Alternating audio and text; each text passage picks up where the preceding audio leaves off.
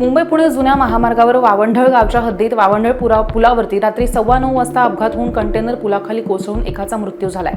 जुना मुंबई पुणे रस्त्यावरती वावंढळ हद्दीमध्ये वावंढळ पुलावरती रात्री 9:15 वाजेच्या दरम्यान एक कंटेनर लोखंडी कॉईल घेऊन पनवेलच्या दिशेने जात असताना एका कार गाडीला धडक देऊन पुलावरनं कोसळून दूरवरती जाऊन पडला।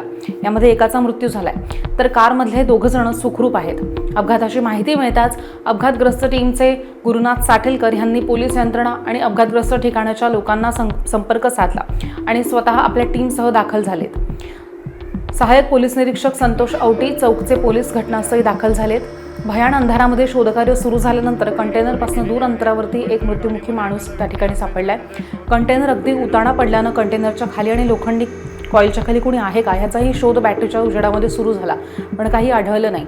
अपघातग्रस्त कार ही रात्री बाजूला काढण्यात आली। सकाळी स्थानिक पत्रकार अर्जुन कदम आणि केतन कदम यांनी घटनास्थळी जाऊन शोध घेतला, तेव्हा ज्या ठिकाणी मयत व्यक्ती सापडली आहे त्याच ठिकाणी ड्रायव्हिंग लायसन्स सुद्धा मिळालंय आणि त्यावरती रामचंद्र वर्मा असं नाव आहे आणि वडाळा मुंबई असा पत्ता आहे। या पुलावरती वारंवार अपघात होतोय, अनेकांचे जीवही गेलेत आणि आर्थिक नुकसान ह्याचा अंदाज करता येत नाही।